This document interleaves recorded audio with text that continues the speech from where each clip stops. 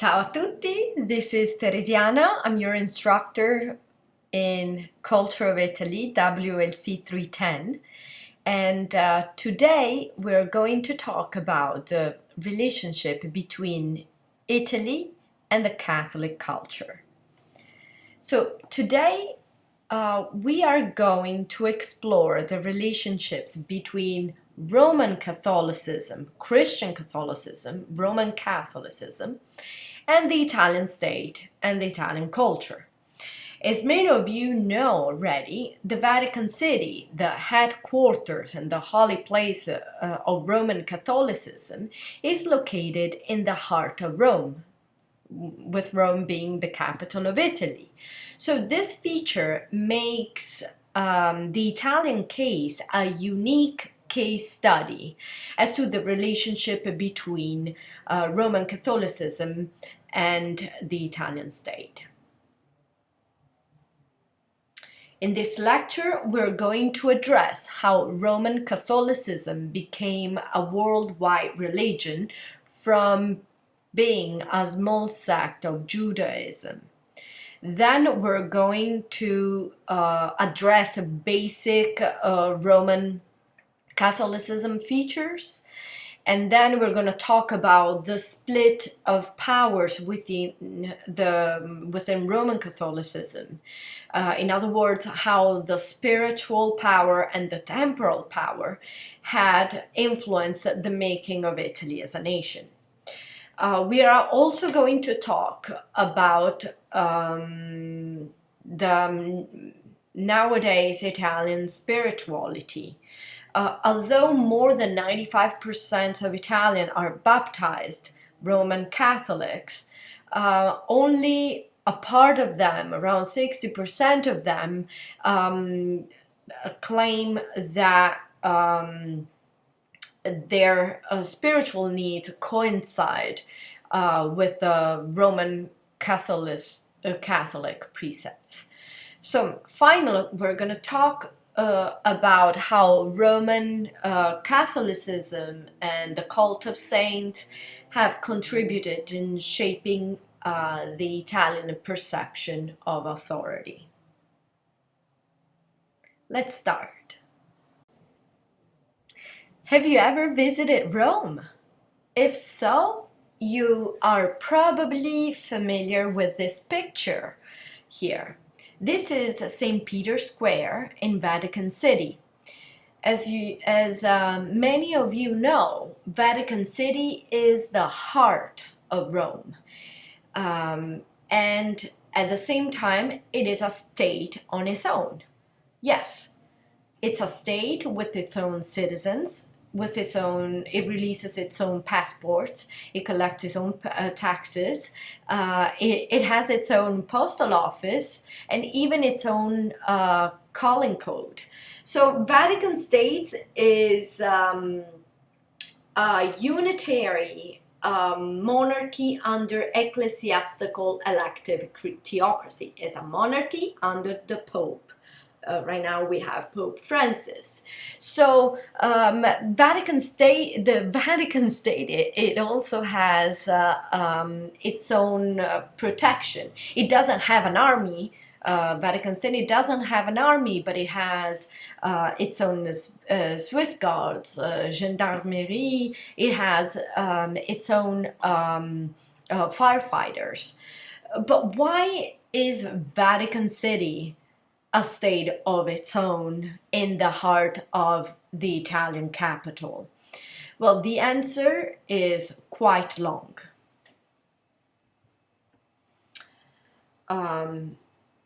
It all started, as you know, with the birth of Christianity. According to believers, the central figure of the Christian religion is Jesus of Nazareth, who again, according to believers, was born in the year 0 in the Roman province of Judea.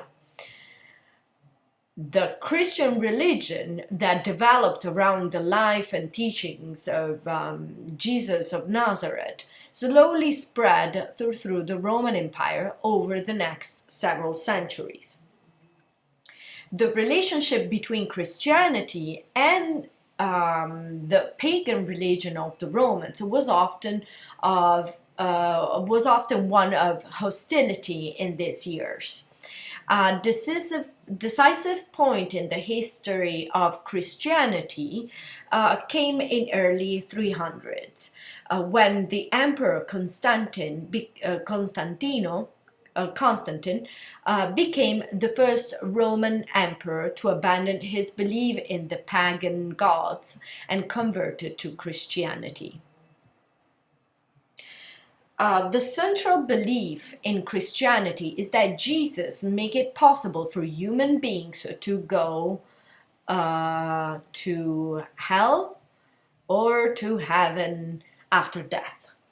Christians believe that all humans are born with sin as a result of their being descended from Adam and Eve, who committed the first sin when they disobeyed God's order not to eat the fruit of a particular tree at the center of the Garden of Eden. Remember the story of the red apple, which is a Freud's image, by the way, or the history of the snake, right, tempting Eve. Because of this original sin, we all humans are born with a problem, right? And all humans were excluded from being with God in paradise. So according to believers, Christian believers, God presented a solution to this problem by sending his son Jesus to earth to be sacrificed. Jesus' death by crucifixion, which was a common method of execution in the Roman Empire at that time, made it possible for those who followed his teaching to ascend to heaven when their soul leave their bodies upon their death.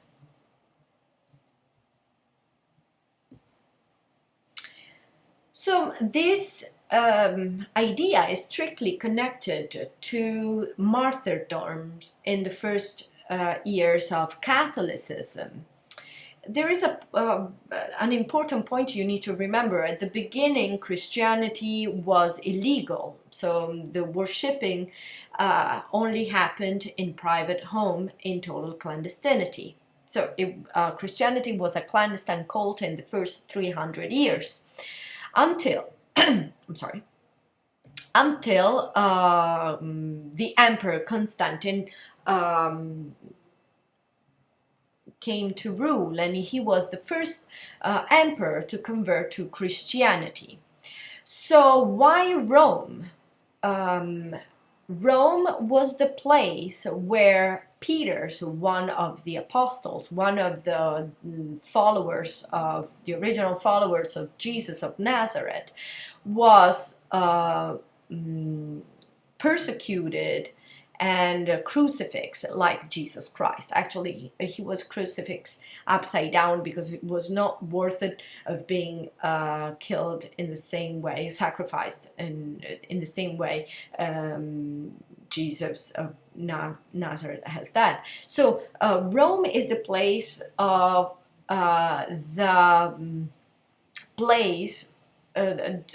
Rome is the place where Roman Catholics believe Peter's was buried.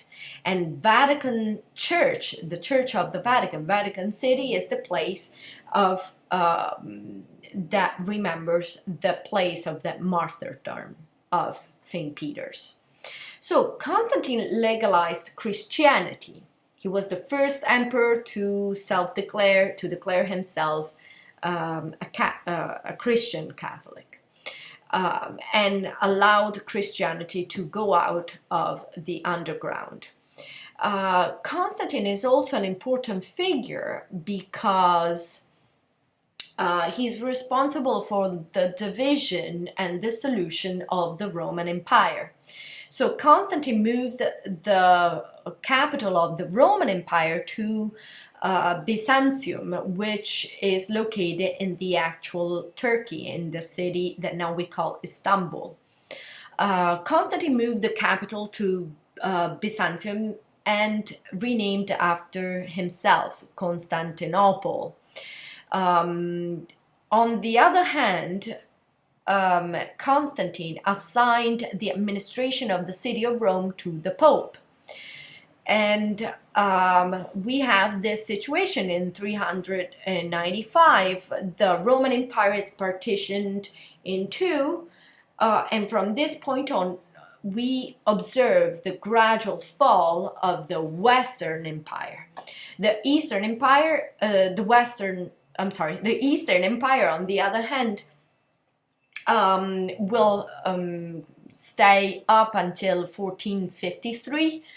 When it's conquered by the Muslim Turks. And then the city of Constantinople changed the name into Istanbul. So the West, on the other hand, was, we can observe in the West was characterized by current waves of invaders and a lot of political instability and disunity. So for both regions, the Western Empire and the Eastern Empire, in both regions, the church becomes like a branch of secular power, a branch of secular government. The church, from this point on, it's a very wealthy and powerful institution. Bishops are assigned territories. Bishops had rule of law, and church owned land. So, church from this point on is not only a spiritual institution. The Vatican acquired temporal power. Popes and emperors would engage in conflicts spanning centuries.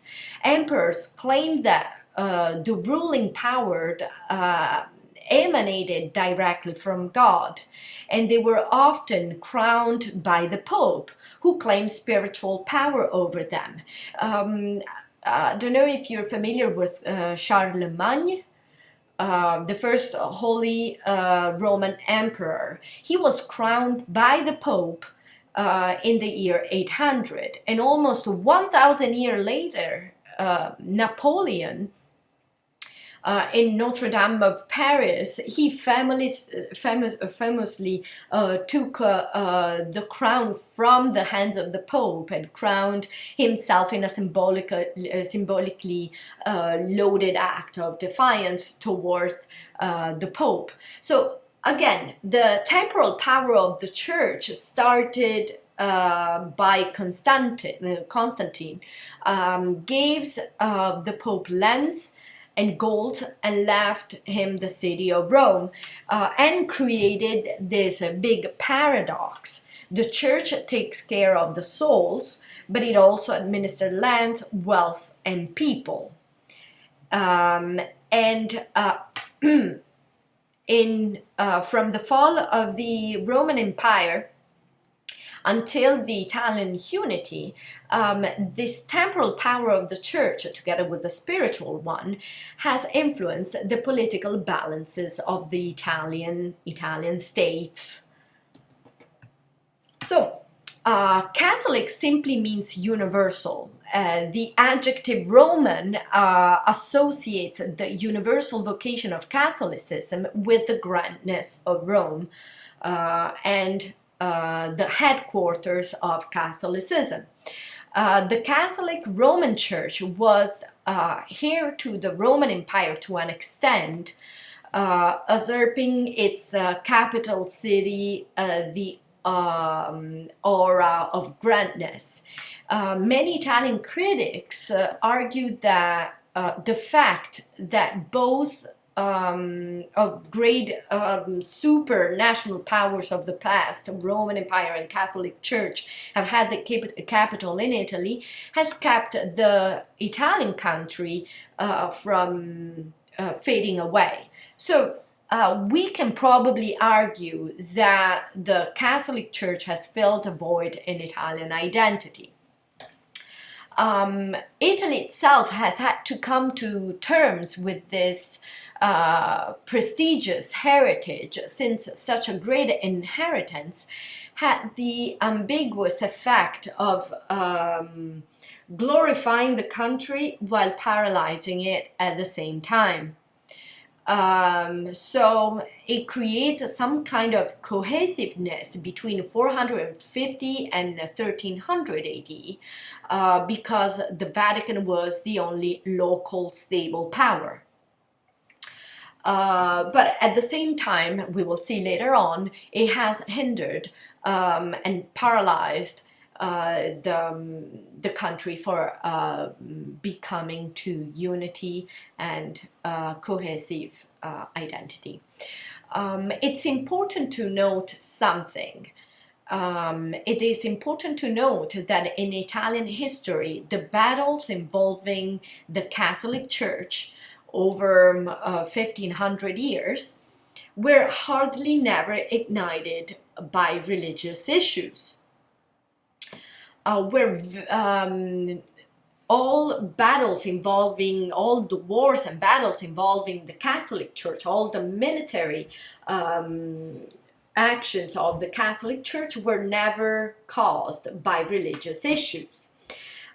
Christians' faith, in fact, the Christian faith was largely accepted through the peninsula, with the exception of very few groups. But it was the Catholic religion was never challenged in house, so to speak. So the greatest animosity against the church stemmed from its temporal power. One of the most influential figures who criticized the temporal power of the church was a saint that now gives the name of the actual Pope of Italy. I'm talking about, about Saint Francis. Saint Francis of Assisi is the saint that most of all underlined and denounced the paradoxes. The paradox of the within the Roman Catholic Church between the temporal and the spiritual power. The contradiction in the administration of both spiritual and temporal power was something that St. Francis highly criticized. St. Francis is, as some of you know, the patron of animals, ecology, and is also, and for most important of all, the patron saint of Italy. He was born in 1181 by Pietro di Bernardone de Morriconi, who was a prosperous silk merchant in Assisi, Umbria. Umbria is located in the center of Italy, the heart of Italy. So indulged by his parents, Francis lived a life highly spirited, and he lived the typical life of a very wealthy young man. He was rich, he liked to travel, he liked to enjoy life. One day he went to church and he felt moved, he felt inspired by reading the gospel, a gospel from the book of Matthew, commissioning of the 12, or if I remember well. But Saint Francis was inspired to devote himself to a life of poverty. So he went to the main square of Assisi, and in front of his family, parents, friends, and the entire village, he refused all his belonging. He got undressed, and he covered himself with a coarse woolen tunic that he tied it around himself with a knotted rope, and that became the symbol of his vow of poverty. So he started preaching around Umbria together with 11 followers, and all of them followed the regula primitiva, the primitive rule, a set of rule that were recreating a very simple life. So Saint Francis is also the author of one of the first one of the first poems ever written in Italian. I'm talking about the Canticle of the Sun. The poem is actually is not written in Italian, in standard Italian, but in a Umbrian dialect. But the big novelty here is that this poem was not written in Latin, which was the official language of the Catholic Church. People used to pray in Latin, and of course normal people couldn't speak Latin, but that was the main language of the Roman religion. So it's important to notice that St. Francis used Umbrian local dialect to get closer to people. And in this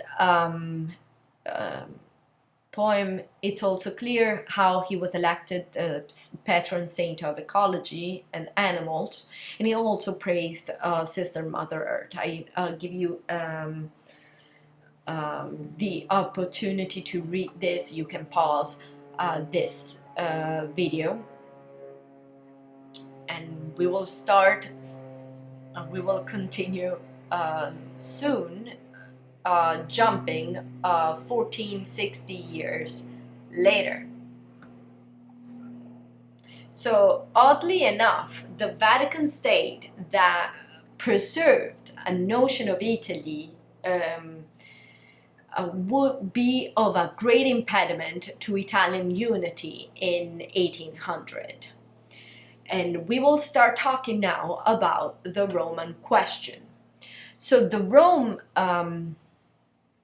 Roman state lost its temporal power in 1870, more or less 9-10 years after Italian unification. We are entering now in a topic called La Questione Romana, the Roman question.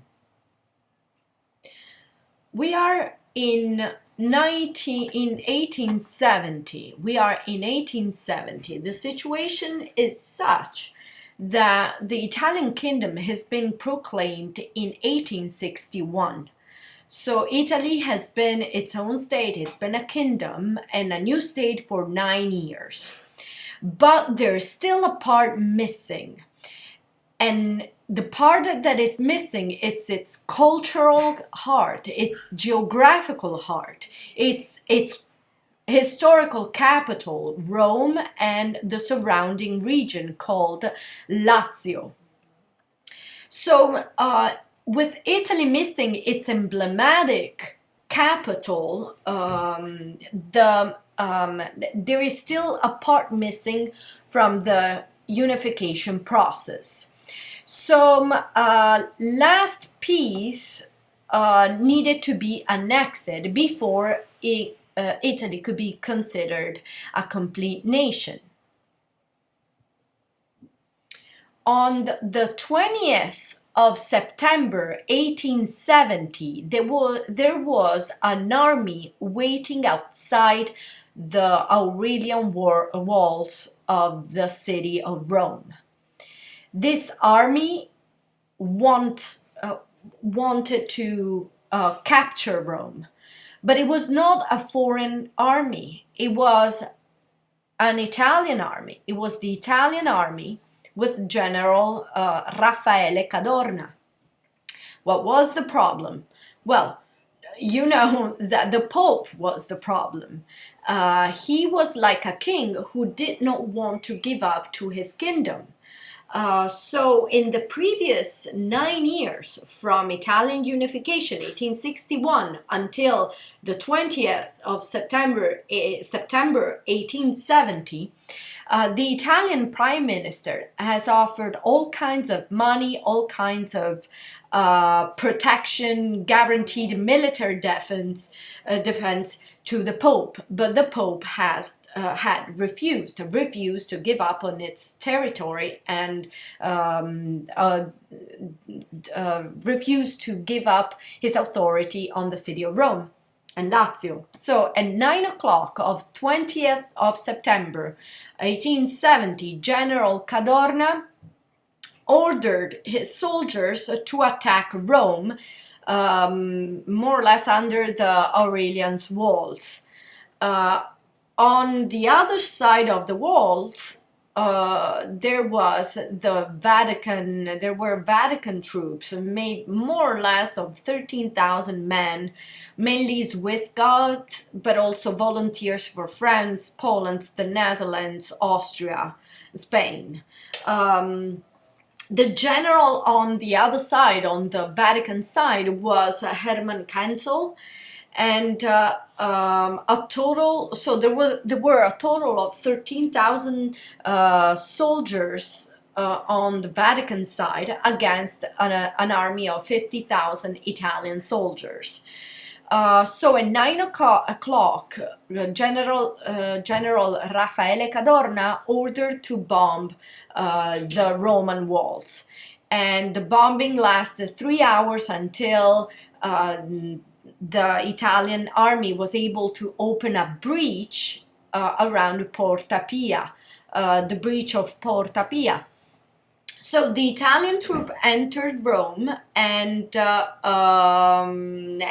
the region, symbolically the region of Lazio, and they were able to annex to the Kingdom of Italy, the city and the region. There was a plebiscite, a referendum, an election on October 2nd that made official the annexation of Rome and the Lazio to the Italian kingdom. And after this episode of the Italian army attacking Rome on the 20th of September, in many big cities in Italy, the name 20th of September is used to name the main road that leads to the cathedral. So it's an important date to remember for many Italians. So a new epoch starts now.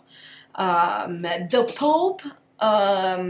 Pope, of course, was not really happy with what happened, and he was really upset, and he declared himself a political prisoner.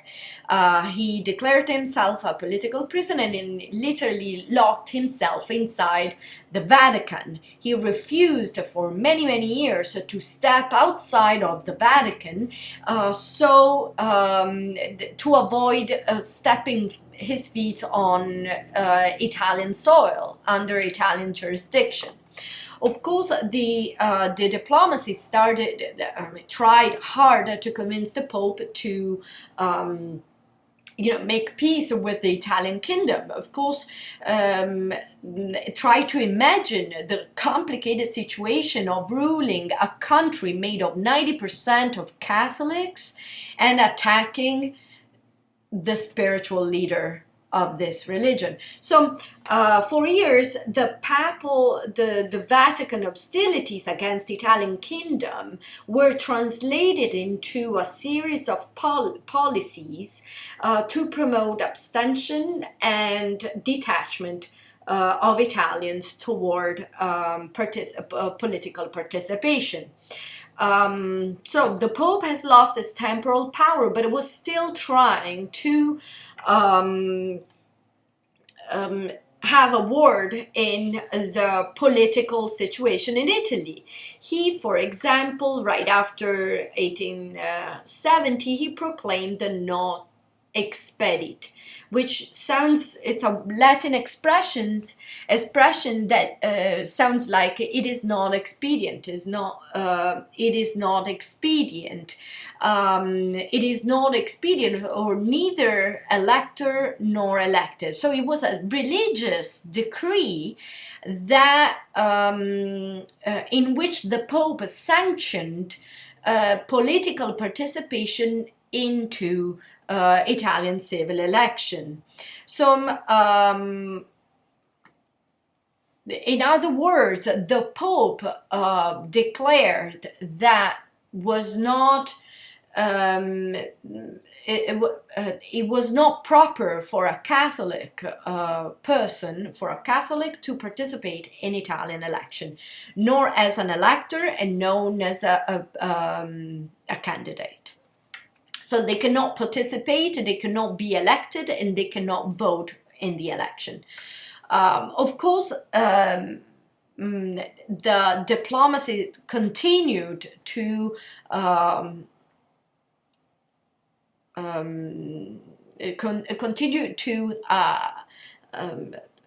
make sweeter the tones between the Pope and the state. But we had to wait until 1929.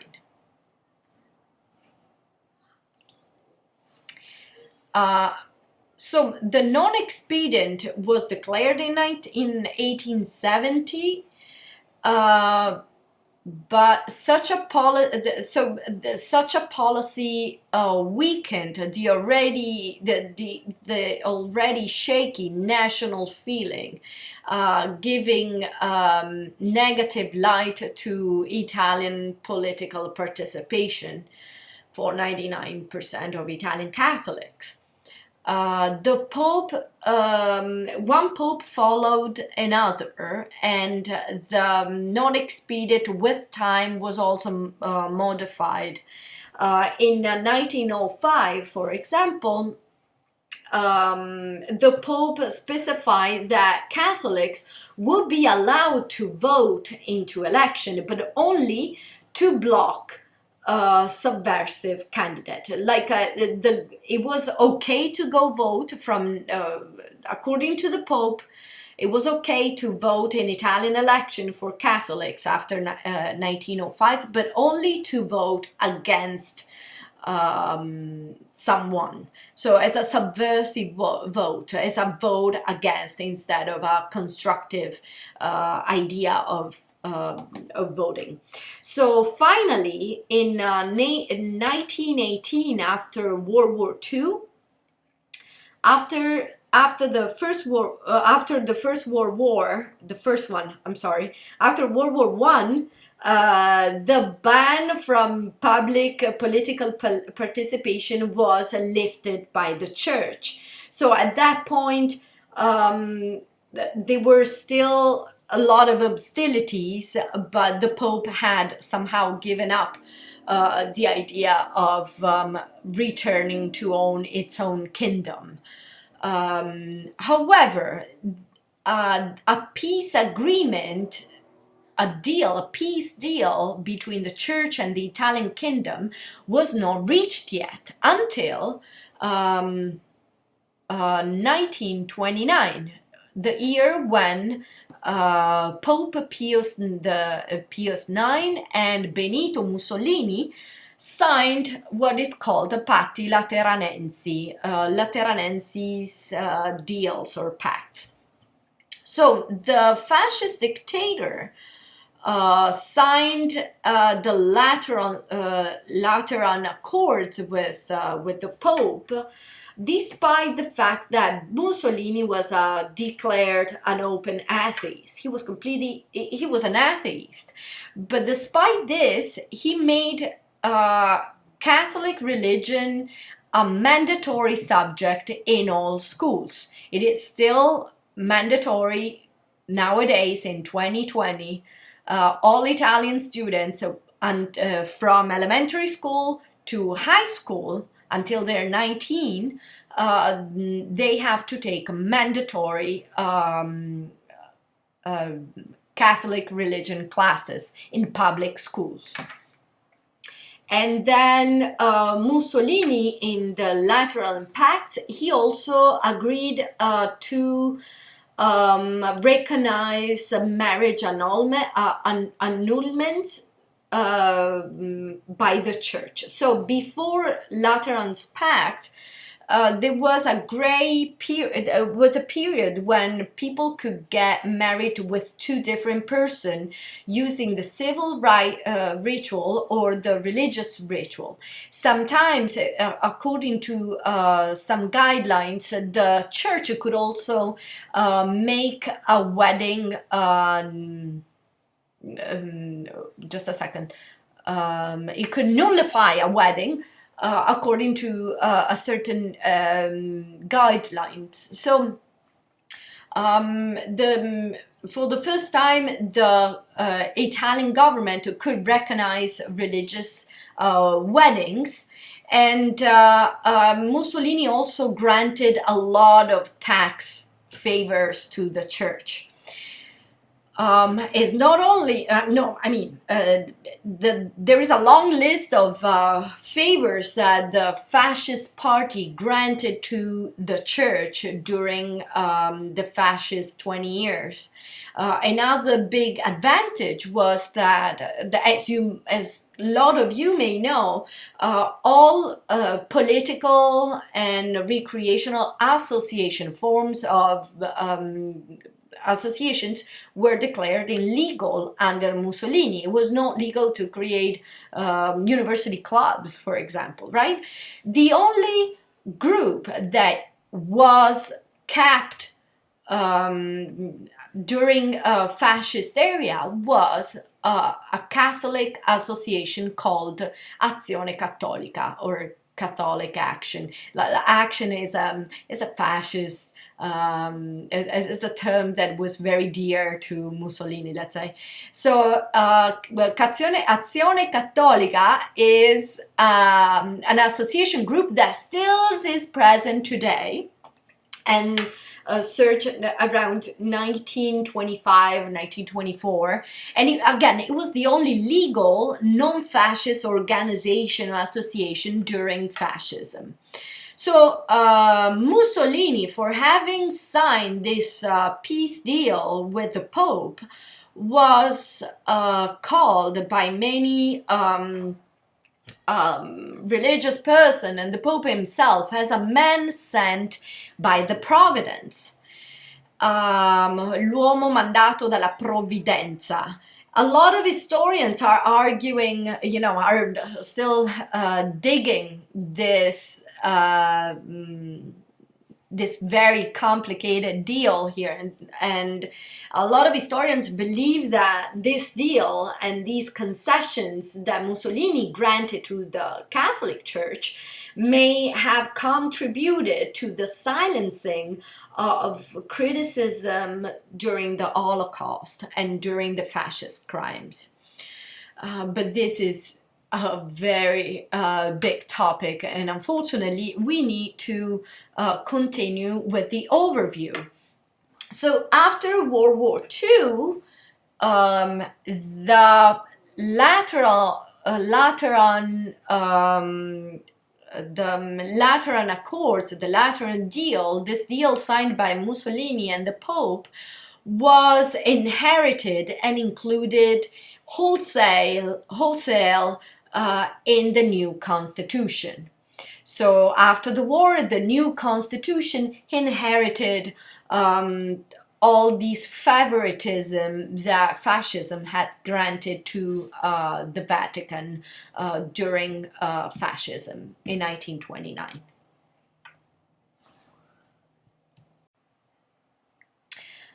Most important after the war was the rise to power of a Democrazia Cristiana, in English, Christian Democratic Party. It's a new epoch, starting in 1943 with the DC. Yeah, it rhymes. Okay, the DC party was founded in 1943, and it's a Catholic-inspired centrist catch-all party that comprises both the left and right political spectrum. The DC played a dominant role in politics of Italy for almost 50 years, until the 1990s, after a huge political corruption scandals called the Tangentopoli.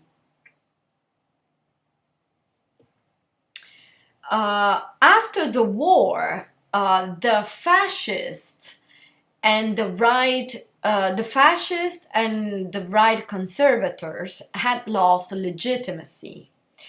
So the church intervened to fill in the void left by the left in the Italian right political, the Italian right. I'm sorry.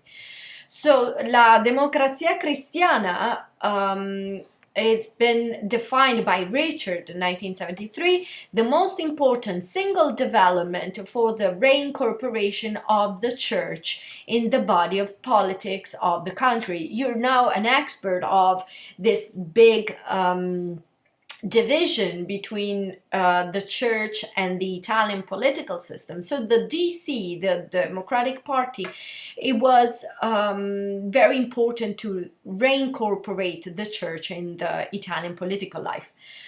For many Catholics. So it was favored by a capillary network that the church already had established on the Italian territories. And I'm talking about the huge amount of churches and parishes on Italian territory.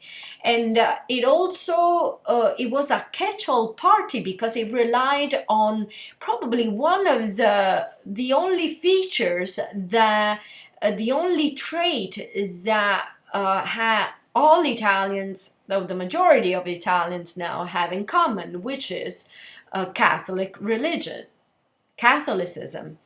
And of course, Democrazia Cristiana used a lot of Christian values to face moral and spiritual challenges.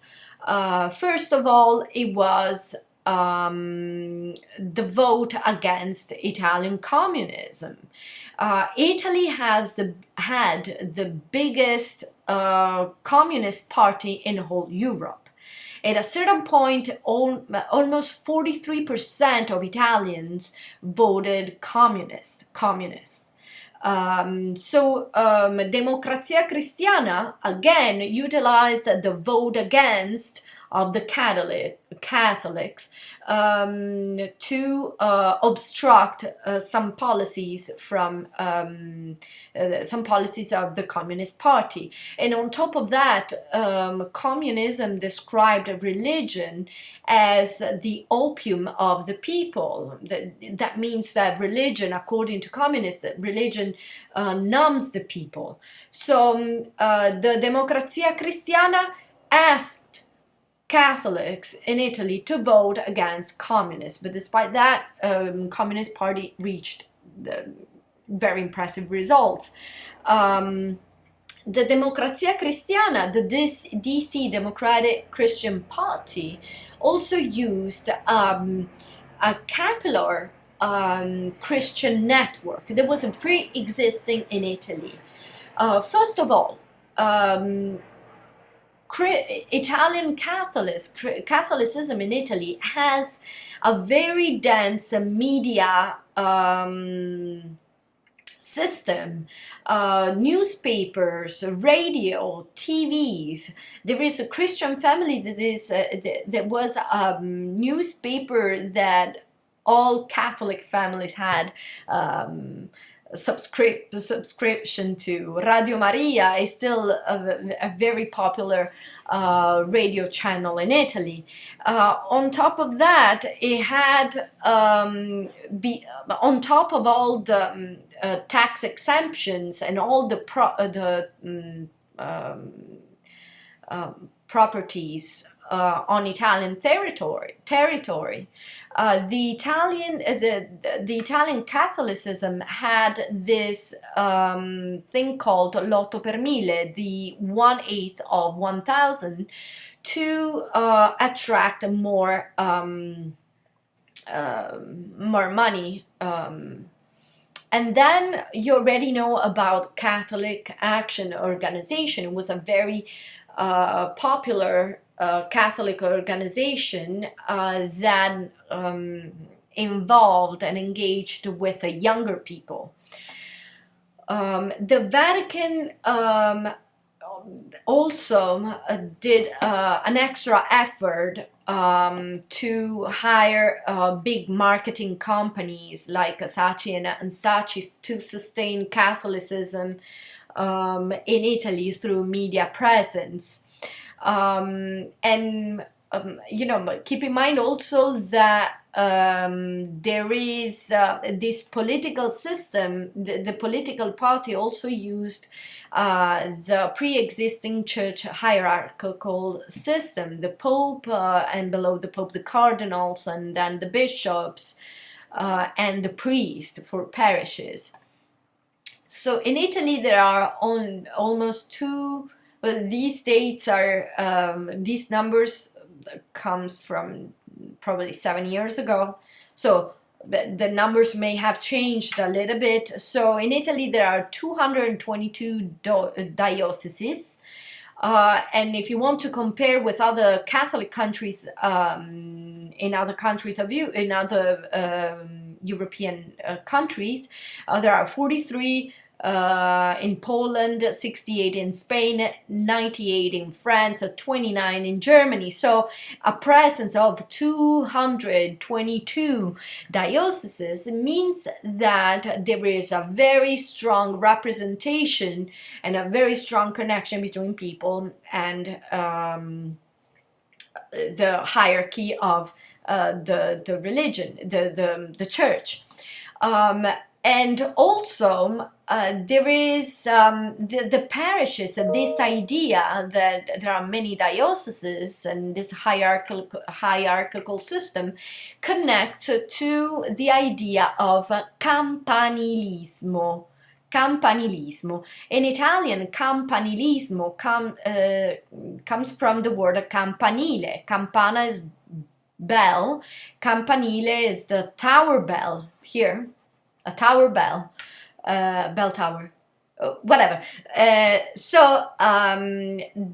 word campanilismo indicates the attachment of Italians to their parish, but in a sense that is a little bit more extended. It's the attachment of Italian to the community around the tower bell, the bell tower, and there is also to keep in mind that the idea that the church doors are always open really translated very well into political terms. The church is an open organization.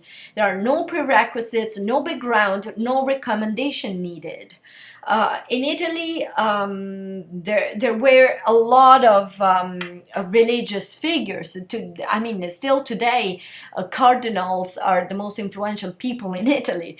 And in the past, it was a big honor to have a priest or a bishop or a cardinal in the family. It was the only possibility of redemption for poor people. But this also makes the connections between the Christian structure very close to the people, and that of course reinforced the Christian network.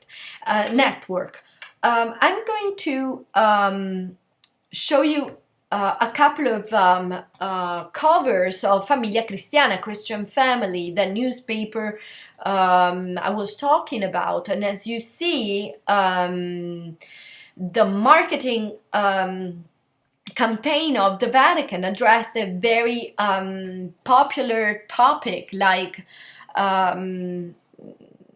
these are very famous Italian pop singer. He's Andrea Bocelli, Giovanotti, Claudio Baglioni. They're pop stars in Italy, and they're warning against drugs, free drugs, and they're also advocating for pursuing your own passion. So these are more general and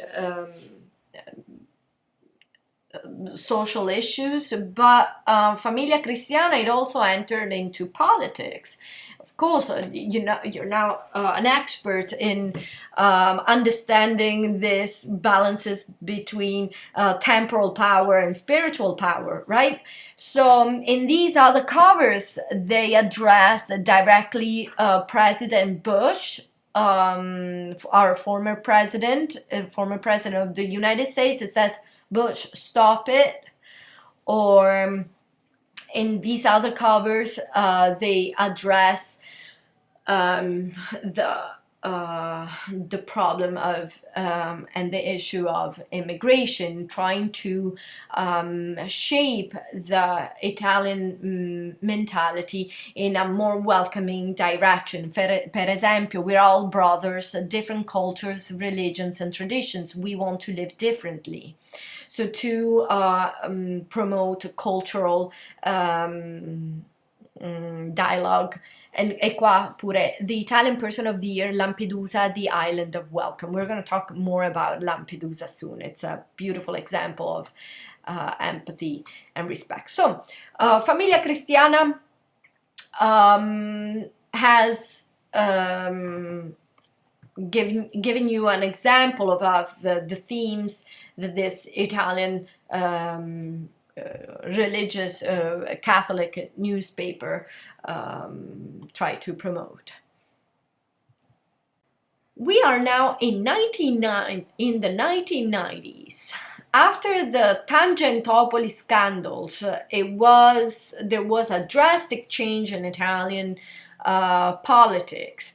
The first Italian Republic crumbled down under the weight of political scandals, mafia trial, mafia terrorism, left-wing terrorism, right-wing terrorism, and the change of the international context, so the fall of the Berlin Wall, the end of the Cold War. So after this period, the Democrazia Cristiana, the Italian Democratic Christian Party, also collapsed. And it was more or less at the same time that a lot of critics started to observe in the Italian population a lack of faith, a lack of attachment towards the Catholic religion.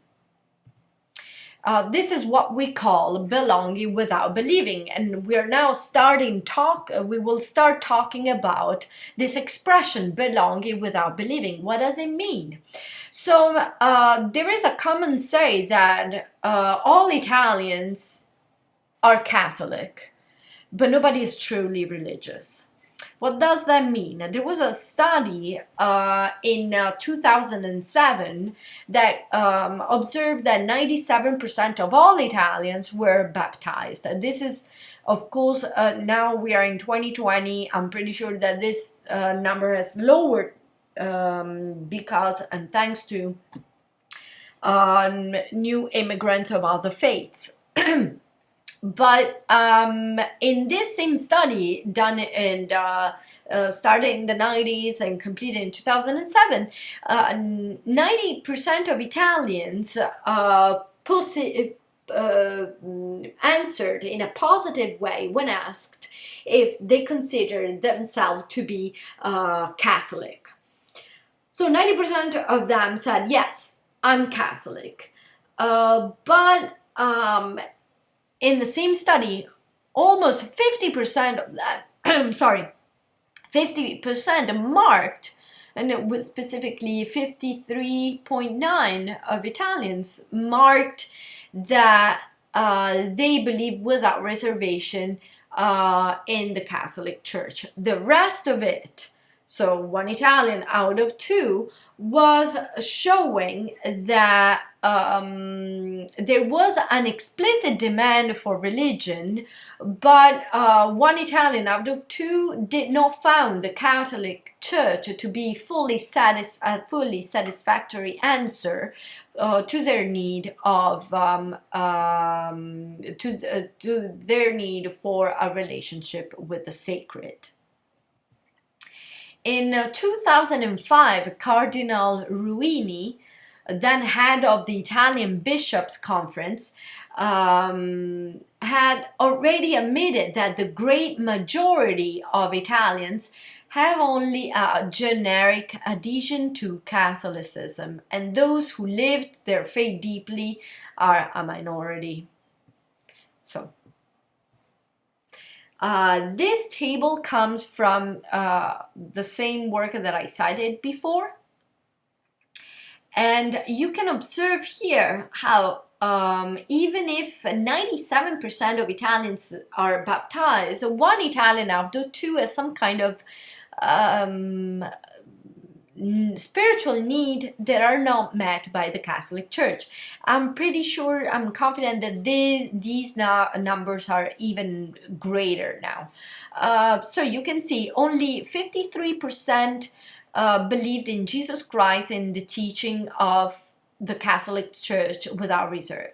Then there is a 5% that declare to be an absolute atheist, which means doesn't believe in any religious creed. And then the rest of it, this 30%, this 1.5 and 9.3, have some sort of spiritual need that is not met by the Catholic Church. So, belonging without believing. Formal membership, it's acquired with baptism, doesn't really denote identification with religion. 90% of Italians claim to be Catholic, but only 53% believes in Jesus Christ and the teaching of the Catholic Church. So the question is religion in Italy taken for granted? And who is responsible for this detachment? This is a good question. I will say personally that when I go to Italy, attendance to Christmas and Easter, the Christmas Mass and Easter Mass, the attendance in these events doubled. And also there is a great participation in public events, procession, civil holiday, religious holidays, and also some private events like funerals, baptism, weddings. You will see a strong participation to these events. But I don't know, it's the question is, the spiritual need of Italians is really met by the Catholic Church? I don't know. You also, it's also important to mention that in the 60s and 70s there were a series of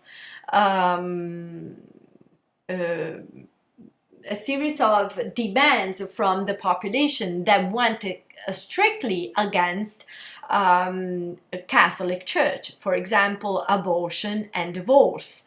Both abortion and divorce were approved by majority of Italian by voting. Italian in the 70s went to vote. It was a plebiscite, a referendum, a yes or no kind of thing, if they approved or not both abortion and divorce. And the results were, for both, were way above the 65%. So, despite Church's ban of contraceptive, abortion was supported by the majority of people in Italy, and same thing for divorce.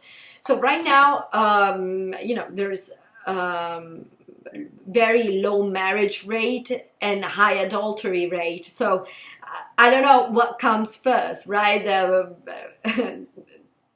L'uovo la gallina. But these are aspects to keep in mind to get a sense of what the phenomenon, the extension of this phenomenon. We are approaching the last part of our lecture when we talk about authority, saints, and images. So, we already talked a little bit about the Christian network and the strict hierarchy, the Pope, the cardinals, the bishops, and the priest. And we already observed, I already talked about how many parishes are in Italy, almost 222, right? And I'll tell you more, almost 84% of parishes have local priests. So this tells you about the capillary organization that has the church. So despite the fact that the Catholic faith seems to be declining, there is this counterbalanced of the structure. So the faith seems to vacillate, but the network remain, in fact. So this is indicative to the degree which Catholicism has filtered in, it has been spread in the Italian territory.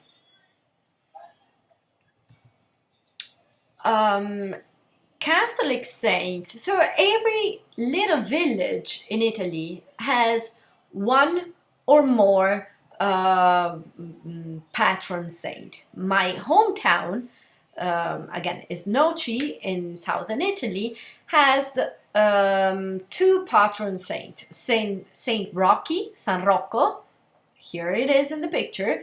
Saint Rocky and la Madonna della Croce and the Virgin Mary.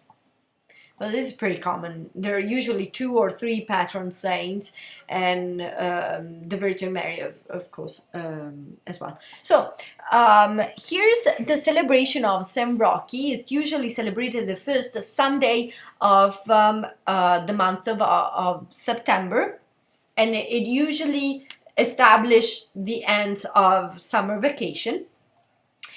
There are 3 days. Schools will be closed. People don't go to work. It's it's a religious ceremony, a religious holiday that transfers into civil obligation. So offices are closed, stores are closed. It's a civil holiday as well. So this holiday involves all the people in the town, in my hometown, Noci.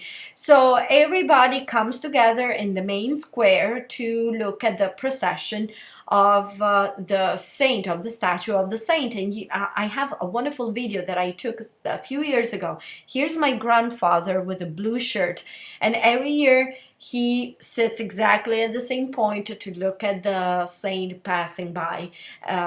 He has this spiritual connection with the statue, with the image of the saint, and he asks for intercession, for intercede with God.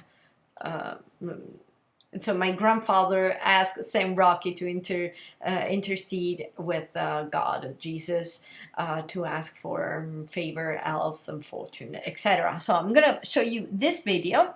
It's very short. You can hear the fireworks, the orchestra. So they're stopping now because now I wanted to show you my grandfather, Nonno Raffaele.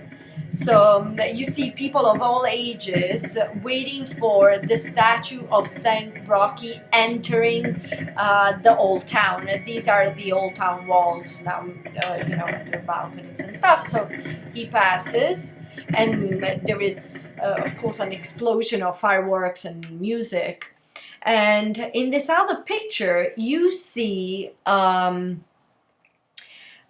a gendarme, un carabiniere. He's a guard, a civil guard, that is a part of a branch of the army, carabiniere. So you see here this mix of political symbols, civil symbol, and religious symbol. So you have the statue, the police order, the guard, the statue. These are part of a fraternity, a religious fraternity. These 2 men. There is a woman walking bare feet under the statue, and we don't see it in this picture, but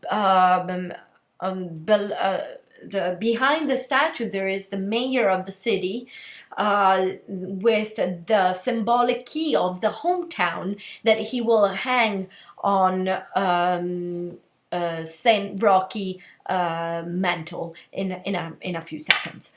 So as you see here, there is a whole community of people of all ages coming together in the hometown to celebrate the saint. But is this, what kind of celebration is this? So Catholic saints, they used to be proclaimed saint by vox populis. It means vox populis, it's an expression that means popular pressure. So that means that if we believe that there is a holy person here at Cal Poly, we can pressure the Vatican to start a canonization process. So this is a process that changed over time, and eventually the Catholic Church managed to control and standardize. But it started as a vox populi, and actually there are a lot of saints in Italy that are questioned by the Catholic Church. A great case is the case of San Gennaro, the patron saint of Naples. He's really worshipped by the people of Naples, but the Catholic Church has questioned the validity of the miracles of San Gennaro many times. So it's a compromise. The Catholic Church has kept the cult of this particular saint, San Gennaro, the patron of Naples, but saying, okay, he's a saint because he's very beloved, he's an example of faith for the people in Naples. So, however, his miracles are not completely legitimate. So it's a process that the church somehow has managed to control. Papa Wojtyla, Pope John Paul II, Giovanni Paolo II, Wojtyla, further restricted the standards of canonization. Again, canonization is the process through which the Catholic Church approves the cult of saints. So there is a very interesting website, which is the common question and answer Vatican website question and answer regarding saints of the Vatican Catholic.org website. We're gonna go to that webpage, and so you see frequently asked questions about saints. Exactly how many saints are there? There are over 10,000 named saints and beati, blessed, from our history. So there is no definite head count, so over 10,000. And how does the church choose saints? And this is very interesting, through canonization. Again, canonization is the process the church uses to name a saint. And it's been used since the 10th century. So, before, for 100 years, saints were chosen by public acclaim. Now, through a more strict canonization procedure. So I invite you to read over this website that has very interesting questions asked regarding the cult of saint. And let's go back to our presentation. So, for this week assignment, I will ask you to choose a cult of saint and to describe the way small Italian communities celebrate these patrons. You will learn about amazing celebration, I invite you to post pictures like the one I posted here. So, In the reading, to conclude, in the readings that I assign to you, you will learn about the canonization process and the connections between the Democrazia Cristiana, politics, and Catholic religions. In the quiz, you will have questions coming from this lecture and the two readings. And remember, the two readings will be presented by the third group number 3. Okay, I hope this is clear, and I think for today it's all. If you have any questions or if you want to talk to me about it, don't hesitate to write to me or come to office hours. I'm always here to help you. Ok, have a nice week e ci vediamo presto. Ciao!